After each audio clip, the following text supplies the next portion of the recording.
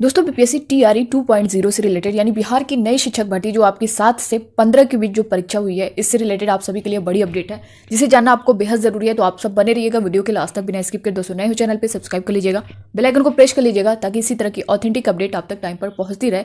और आपसे रिक्वेस्ट है इस वीडियो को ज़्यादा से ज़्यादा लोगों तक शेयर करिएगा ताकि सही जानकारी जो है सभी अभ्यर्थी तक पहुंच सके। दोस्तों देखिए, मेरिट लिस्ट में बड़ा बदलाव हुआ है, इसके बारे में हम लोग डिटेल में जानेंगे। साथ ही साथ आप स्क्रीन पर देख पा रहे होंगे बदल गया टाई ब्रेकर का नियम। ये टाई ब्रेकर होता क्या है और इसमें क्या बदलाव हुआ है, इसके बारे में डिटेल में जानेंगे। और यहाँ पे स्क्रीन पर देख पा रहे होंगे बीपीएससी में फेल छात्रों की नौकरी पक्की, क्या रीजन है इसका, ये भी दोस्तों इस पर हम लोग डिटेल में जानने वाले हैं। कम अंकों वालों का भी सिलेक्शन पक्का यहाँ पे, तो सब कुछ डिटेल में जानेंगे। आप सब बने रहिएगा वीडियो के लास्ट तक। दोस्तों यहाँ स्क्रीन पर आप लोग देख भी पा रहे होंगे ये जो नोटिस है। मैं सबसे पहले आपको बता दूं कि जैसा कि आपका जो एग्जाम हुआ था उसमें आपके जो भाग 1 था, आपने देखा ही है भाग 1 और सेकेंड, फर्स्ट सेकेंड थर्ड 3 था। इसमें फर्स्ट में जो है आपका लैंग्वेज था 30 नंबर का, जिसमें से आपको 9 नंबर लाना ज़रूरी था, आप जो है वहाँ पे क्वालिफाई करते। सेकेंड आपका जीएस था जो 40 नंबर का था। थर्ड जो आपका सब्जेक्ट था 80 नंबर का ये था। तो आप यहाँ पे देख पा रहे होंगे जो नोटिफिकेशन में मेंशन किया गया था और जो बीपीएससी ट्री का एग्जाम हुआ था उसमें यही था कि लैंग्वेज में आपको क्वालिफाई सिर्फ करना है। तो बहुत से अभ्यर्थी जो है इस पर बहुत अच्छा खासा टाइम दिए हैं अपने लैंग्वेज को लेकर के, क्योंकि आपकी इसमें से जो है 22 नंबर आपका हिंदी था और 8 नंबर इंग्लिश था। और इन्हीं हिंदी इंग्लिश के लिए उनको अच्छा खासा टाइम जो है लैंग्वेज पे देना पड़ा है। अब आप देख रहे हैं कि आप जो है क्वालिफाई, जो बच्चे क्वालिफाई थे उनके लिए तो यहाँ पे एक दुख की बात है, निराशा की बात है, क्योंकि उनको ये लग रहा है कि यहाँ पे हम लोग क्वालिफाई कर लिए थे, इस पर अच्छा खासा जो है अपना टाइम दिए थे, उसके बाद जो है जो लोग क्वालिफाई किए हैं वो भी, जो लोग नहीं किए हैं वो सब बराबर हो चुके हैं। जैसा कि इनकी तरफ से जो नोटिस में बताया गया है कि अगर आप जो है आपका 9 नंबर नहीं है तब भी जो है आप यहाँ पे क्वालिफाई माने जाएंगे। तो ऐसे में मैं आपको ये बता दूं कि कम नंबर वालों का सिलेक्शन यहाँ पे कैसे होगा, इस चीज़ को आप लोग ध्यान दीजिएगा।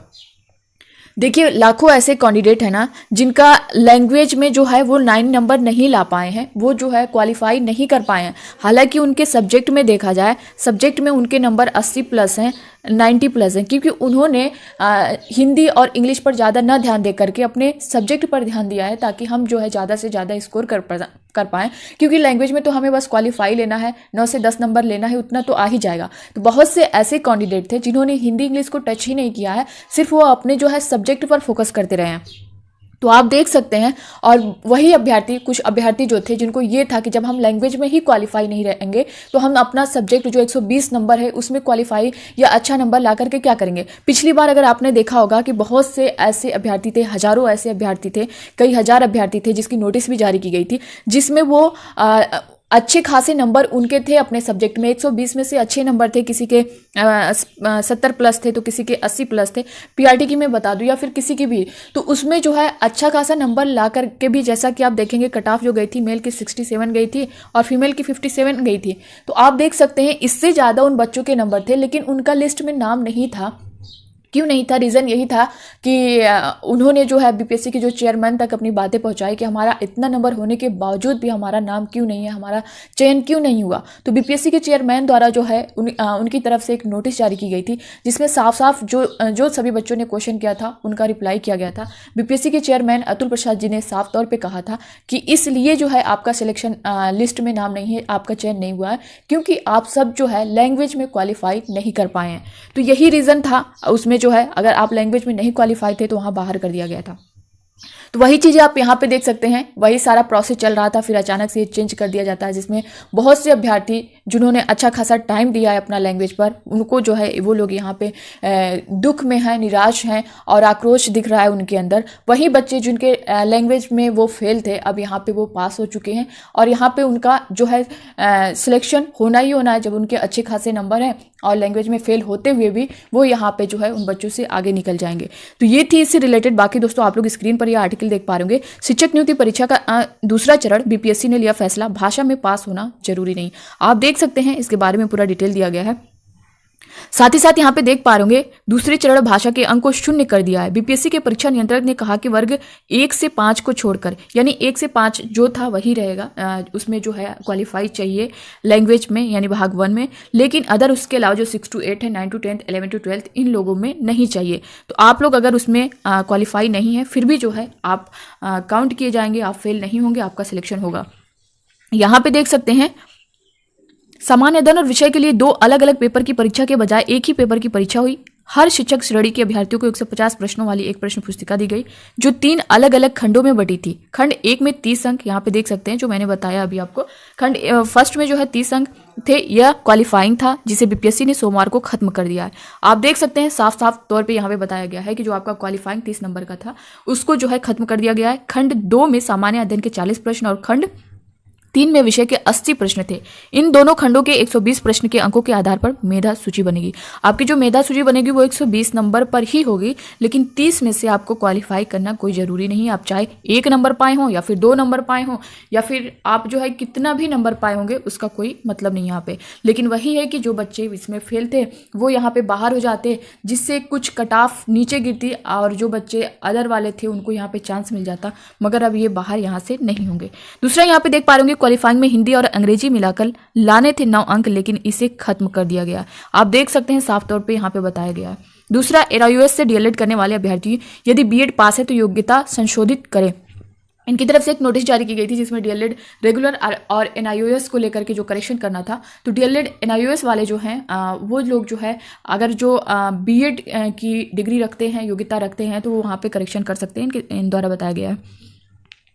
यहाँ पे दिया गया है आंसर की पर दर्ज करा सकते हैं आपत्ति, विकल्प में कर सकते हैं संशोधन।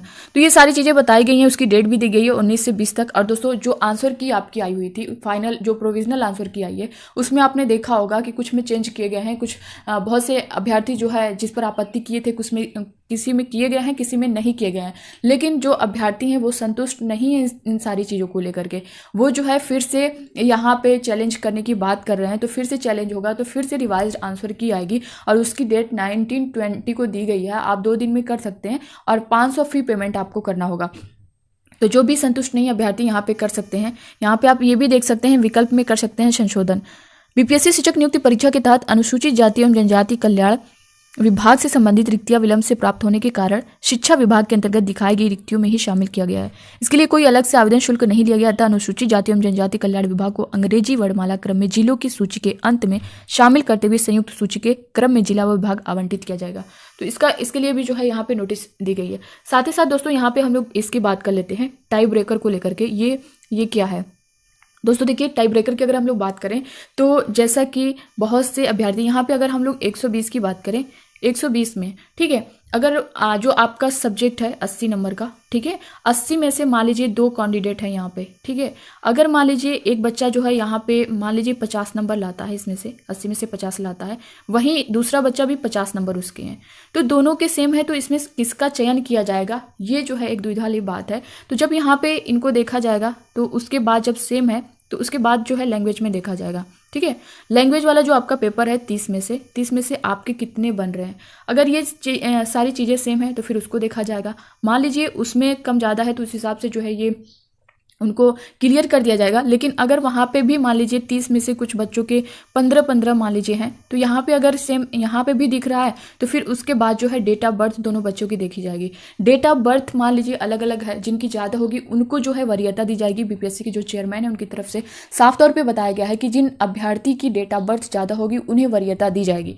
तो आप मान लीजिए यहाँ पे जिनकी ज़्यादा होगी उनको वरीयता मिलेगी ही मिलेगी, जिनकी नहीं होगी सेम होगी तो यहाँ पे उसके बाद जो है आपके नेम के थ्रू यहाँ पे आपका चयन होगा, यानी अल्फाबेटिकली। अगर मान लीजिए आपका नेम ए से आता है और दूसरे बच्चे का नाम एस से है या फिर किसी से भी हो ए के बाद, तो आप ए वालों का जो है यहाँ पे चयन होगा। अगर आपका डेट ऑफ बर्थ सेम है, आपके जो सब्जेक्ट के नंबर सेम है, लैंग्वेज के नंबर सेम है, तो फिर आपका इस आधार पे आपका वहाँ पे चयन हो जाएगा। तो ये है आपका टाइप ब्रेकर और इसमें जो है ये सारी चीज़ें बताई गई हैं, तो आप इस चीज़ को भी ध्यान रखिएगा। दूसरी बात दोस्तों, कट ऑफ की अगर बात करें यहाँ पे थोड़ा सा, तो कट ऑफ अब जो है आपकी हाई जाने वाली है। जैसा कि लैंग्वेज में भी बहुत से अभ्यर्थी जो है छटने वाले थे, यहाँ से कितने बच्चे बाहर हो जाते, लेकिन अब यहाँ पे वो भी बच्चे बाहर नहीं हो रहे हैं। तो आप समझ सकते हैं सीट कितनी है और किस तरह से जो है हर एक, चाहे हम 1st to 5th की बात करें, 6 to 8 की बात करें या फिर 9 to 10 की बात करें या फिर 11 to 12 की बात करें, सब में वही हाल है। दूसरी बात 5 से 6 नंबर का जो डिफरेंस देखने को मिल रहा है, जो प्रोविजनल आंसर की आई हुई है उसमें आपने देखा ही होगा। तो ये सारी चीज़ें हैं इससे रिलेटेड। बाकी दोस्तों अब आपके मन में कोई डाउट होगा, क्योंकि बहुत से अभ्यर्थियों के कमेंट आ रहे हैं डॉक्यूमेंट वेरिफिकेशन को लेकर के, एक सीट पर एक जो है रिजल्ट आना चाहिए, इसके लेकर के अभ्यर्थियों की मांग चल रही है। तो इस पर मैंने नेक्स्ट वीडियो जो है इन सभी चीज़ों से रिलेटेड आप सभी को पूरा अपडेट कर दूंगी इससे रिलेटेड। और जो क्वेश्चन है 6 to 8 के भी क्वेश्चन जो हैं वो जो आंसर की है वो चेंज की गई है, उसके बारे में भी मैं बताऊँगी। तो आप सब बने रहिएगा।